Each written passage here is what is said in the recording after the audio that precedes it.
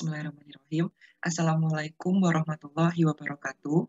Yang saya hormati Ibu Tino Dwi Cahyani, SH, SHIM Hum, selaku dosen pengampu dalam mata kuliah Manajemen Law Firm. Saya, Ahmad Rizky Syabana, dengan NIM 2017-078 dari kelas Manajemen Law Firm F, ingin memberikan atau mempresentasikan mengenai jurnal review saya yang telah saya buat beberapa hari kebelakangan mengenai 5 jurnal yang telah terbit terkait dengan manajemen law firm. Oke, let's get started. Baik, ini adalah tampilan awal dari slide presentasi saya mengenai jurnal review yang telah saya lakukan. Saya sengaja menaruh logo dari Leland Stanford Junior University karena saya mengambil atau stitch beberapa jurnal yang terbit dari Stanford Journal Review yang mana juga keluar di Fakultas Hukum atau Law School-nya di Stanford University. Ada 2 jurnal yang berasal dari Stanford University, dan total dari jurnal yang telah saya review adalah 5. 2 dari Indonesia dan 3 dari luar. Baik, langsung saja kita masuk kepada jurnal yang pertama.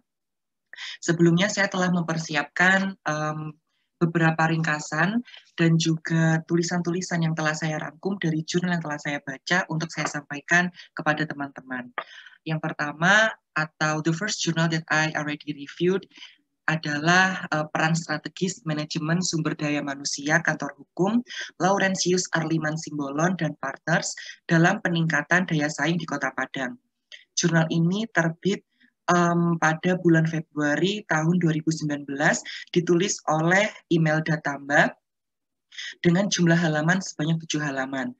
Adapun terkait dengan review mengenai jurnal ini, sebagai salah satu pilar fungsi dari suatu perusahaan atau bisa kita sebut dengan kantor hukum, di dalam jurnal ini menjelaskan bahwasannya melakukan pembangunan manajemen sumber daya manusia merupakan tonggak utama dalam pertimbangan pengambilan keputusan 3 fungsi perusahaan. Adapun 3 fungsi perusahaan tersebut adalah yang pertama mengenai keuangan, yang kedua mengenai pemasaran atau marketing, yang ketiga mengenai operasional atau produksi. Sumber daya manusia dalam perusahaan sendiri merupakan aset yang paling berharga. Karena apa? Tanpa sumber daya manusia, suatu perusahaan atau kantor hukum tidak dapat berjalan sesuai dengan track-nya atau sesuai dengan visi dan misinya. Mengoptimalisasikan hasil pencapaian perusahaan akan sangat didukung oleh peningkatan peran para manajer fungsional yang terlibat dalam pengelolaan sumber daya manusia. Manajer fungsional yang kompeten juga merupakan suatu dasar penggerak utama dalam memajukan sumber daya manusia dalam suatu perusahaan, khususnya pada law firm.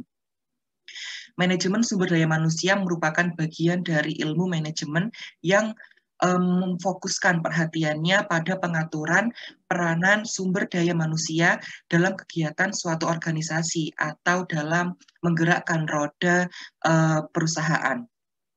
Dalam mencapai tujuannya, tentu suatu organisasi memerlukan sumber daya manusia sebagai pengelola sistem. Agar apa? Agar sistem ini berjalan dengan baik, tentu dalam pengelolaannya harus memperhatikan beberapa aspek penting dalam pelatihan, pengembangan, motivasi, dan aspek-aspek lainnya. Nah, di dalam jurnal ini ada suatu hal yang menjadi titik fokus mengenai pembangunan manajemen sumber daya manusia untuk menjadikan indikator penting pencapaian tujuan organisasi itu bisa efektif dan juga efisien. Selanjutnya, dalam jurnal ini membahas mengenai fungsi-fungsi manajemen sumber daya manusia seperti halnya fungsi manajemen umum yang disesuaikan oleh kantor hukum itu sendiri. Nah, fungsi dari manajemen umum ini ada yang pertama mengenai fungsi manajerial yang menyangkut tentang perencanaan atau planning, pengorganisasian atau organizing, lalu ada pengarahan atau directing, dan pengendalian atau controlling. Nah, yang kedua ada fungsi operasional. Fungsi ini memberikan pengarahan kepada pengadaan tenaga kerja, kompensasi, pengintegrasian, pemeliharaan, dan pemusatan hubungan kerja. Adapun aspek lain dari manajemen sumber daya manusia adalah perannya peranannya dalam pencapaian tujuan perusahaan secara terpadu. Manajemen sumber daya manusia tidak hanya memperhatikan kepentingan perusahaan, tetapi juga memperhatikan kebutuhan karyawan dan pemilik untuk mewujudkan tuntutan masyarakat secara luas. Peranan manajemen sumber daya manusia adalah mempertemukan atau memadukan ketiga kepentingan tersebut, yaitu yang telah saya sebutkan tadi, perusahaan, karyawan, dan masyarakat luas, menuju terciptanya efektivitas, efisiensi, produktivitas, dan kinerja suatu perusahaan. Nah, dalam jurnal ini adalah tampilan awal dari jurnal yang saya review pertama kali, menjelaskan juga secara sederhana dikatakan bahwa sebelum memulai atau membuat program perencanaan sumber daya manusia, hendaknya perusahaan mengetahui terlebih dahulu arah strategi bisnis yang akan dijalankan. Mau dibawa kemana suatu perusahaan ini untuk dikembangkan, seperti itu. Hal ini penting untuk memberikan acuan mengenai profil dan kebutuhan pegawai yang harus dipenuhi. Dengan demikian, kebijakan yang diambil dalam perencanaan sumber daya manusia dapat selaras dengan strategi bisnis perusahaan untuk kedepannya. Mengenai jurnal yang kedua atau the second journal, saya mengambil jurnal lagi dari Indonesia dengan judul Pengembangan Legal Services dan Legal Process pada Kantor Hukum Konvensional di Surabaya. Pada dasarnya, jurnal ini ditulis oleh Saudara Budi Endarto, Fitra Mardiana, dan M. Haris Murdani. Terbit pada tahun 2018 dengan jumlah halaman sebanyak 9 halaman. Mengenai review dalam jurnal ini adalah sebagai berikut. Saya akan jelaskan secara rinci dan juga detail. Mengenai perkembangan bisnis dan teknologi, informasi yang harus diantisipasi oleh profesi hukum atau suatu kantor hukum. Mengapa? Karena kemajuan zaman mengharuskan suatu kantor hukum atau lawyer sumber daya manusia yang terdapat dalam kantor hukum itu harus terus berkembang dan maju untuk meningkatkan kualitas dan juga skill dari sumber daya manusia itu sendiri. Terdapat dua bidang inovasi yang harus dikembangkan oleh kantor hukum apabila ingin tetap bersaing di era yang serba modern dan serba teknologi seperti saat ini, yakni dengan cara mengembangkan layanan di bidang jasa hukum atau legal service dan proses layanan jasa hukum atau legal process. Pada bidang legal services yang awalnya hanya di bidang litigasi, idealnya berkembang di bidang non-litigasi. Adapun di sisi legal proses, metode konvensional harus diubah dengan memanfaatkan teknologi informasi seperti sosial media dan juga perangkat lunak. Terkait review isi jurnal kedua ini, penulis menuliskan pemikiran dan usaha praktiknya yang telah dilakukan untuk mengembangkan pelayanan yang berbasis data, fakta, dan media yang mulai diperbaharui, khususnya di kantor hukum yang berdomisili di Kota Surabaya. Kegiatan penerapan legal service dan legal process berbasis media tersebut dilaksanakan pada dua mitra, yakni kantor hukum SMNB Law Office dan kantor hukum Alam dan Rekan.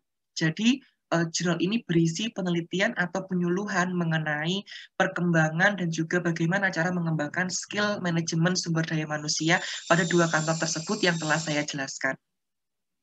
Nah, hal utama yang dibahas dalam jurnal ini yaitu untuk membangun sebuah kantor hukum, khususnya dalam ranah teknologi, dengan mengembangkan pengenalan penggunaan teknologi informasi layanan jasa hukum dengan menggunakan sistem informasi Virtual Law Office atau disingkat dengan VIRLO. Tahapan dalam pengembangan VIRLO sendiri yang berbasis teknologi informasi ini setidaknya ada 3 hal pokok yang harus dipersiapkan dalam proses layanan jasa hukum virtual.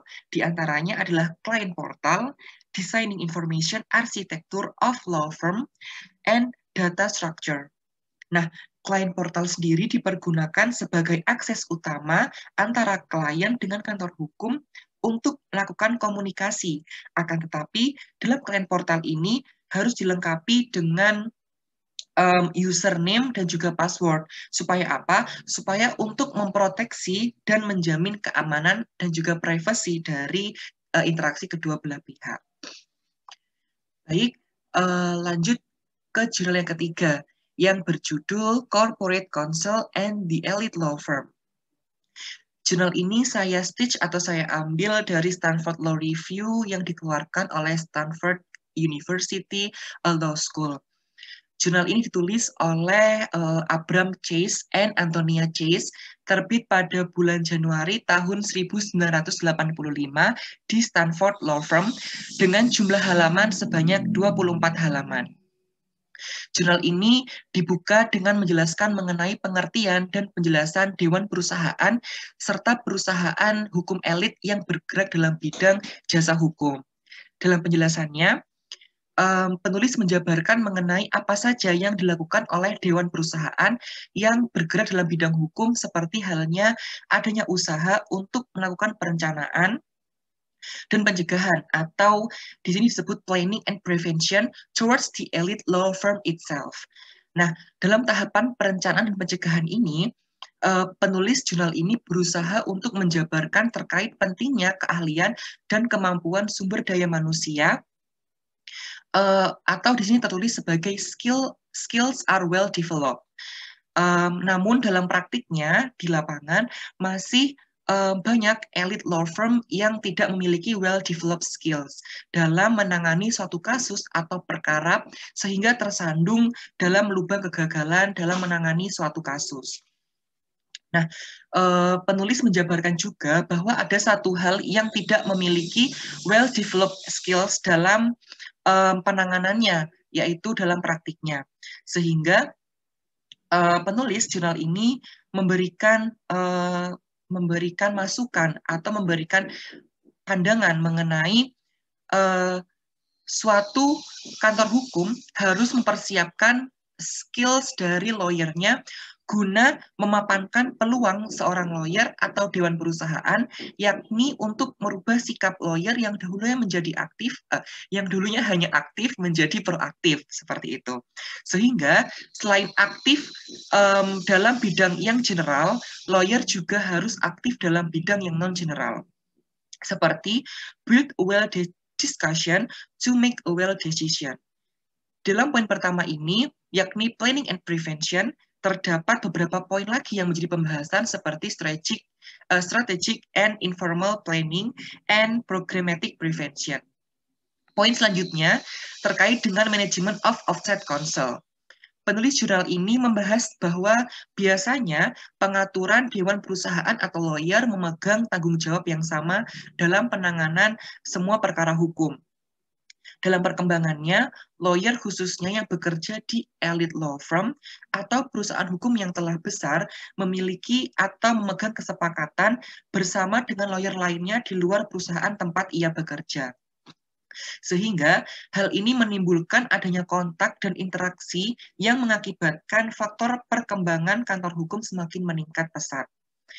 Adanya manajemen dewan yang bekerja di luar menjadikan struktur dan pola pekerjaan suatu perusahaan menjadi tertata rapi.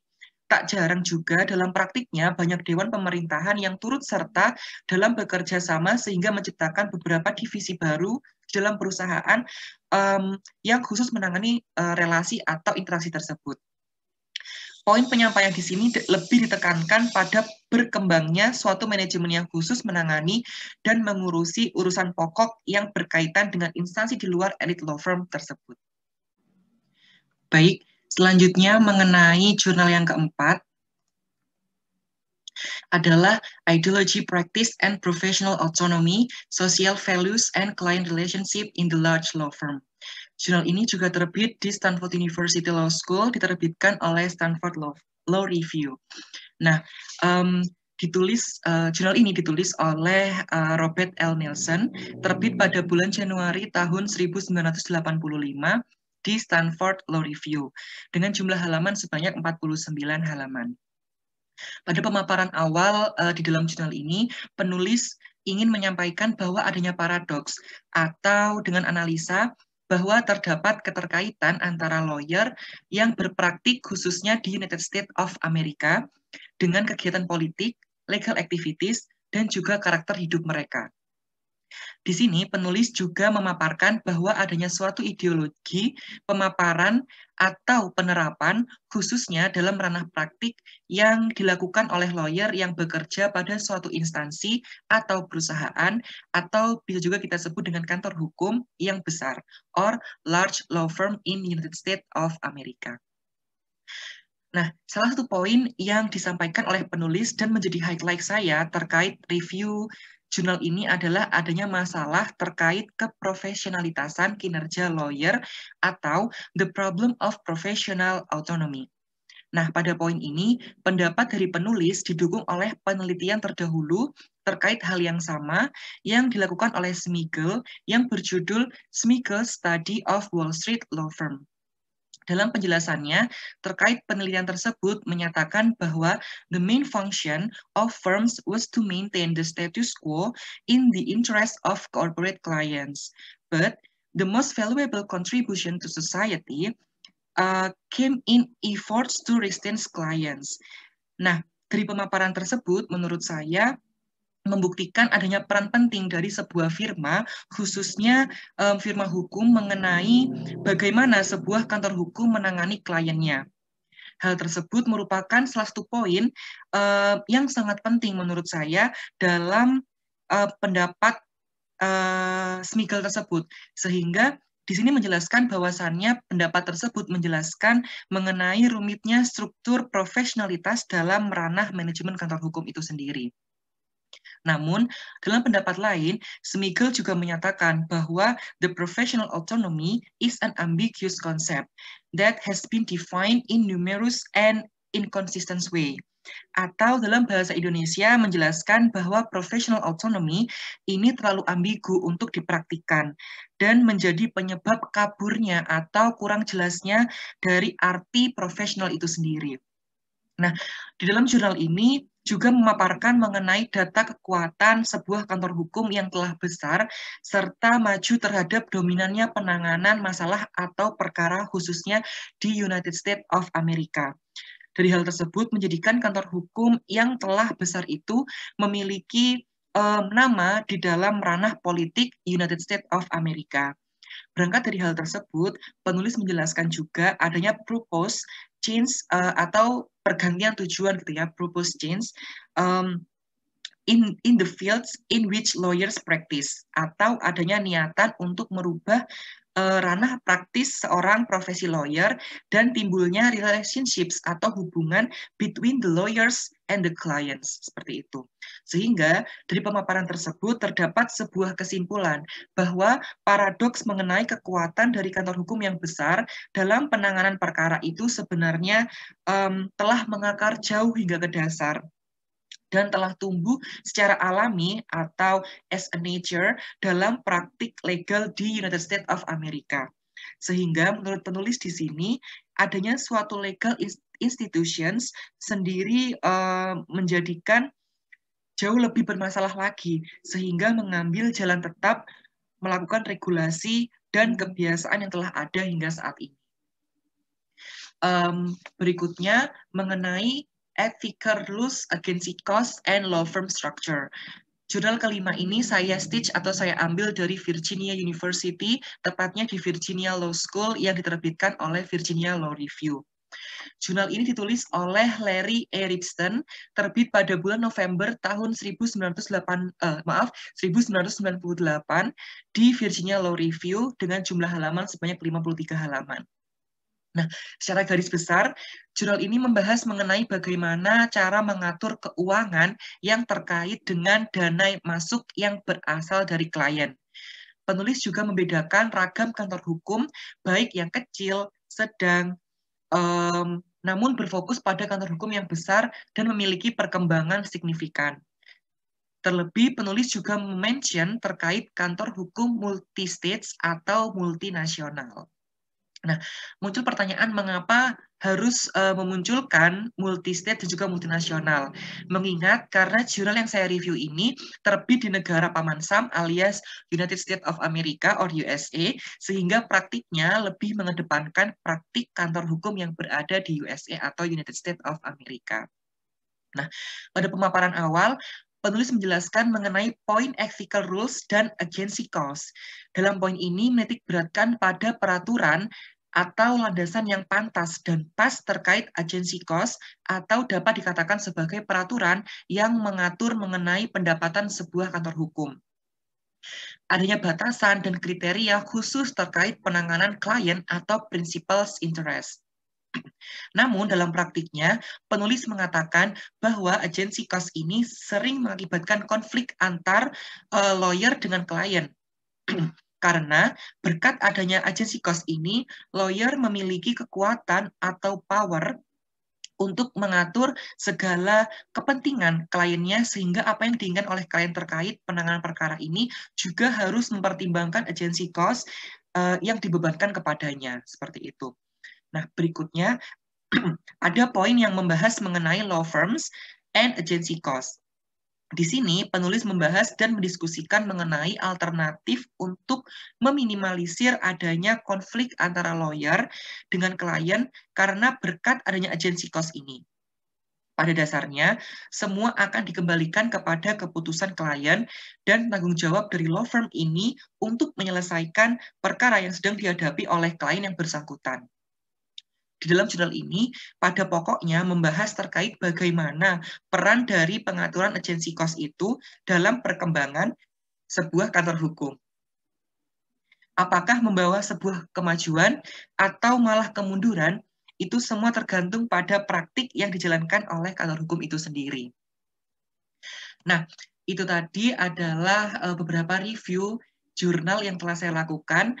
Ada 2 dari Indonesia, 3 diantaranya dari luar negeri, yang mana saya stitch dari Stanford University dan juga Virginia University.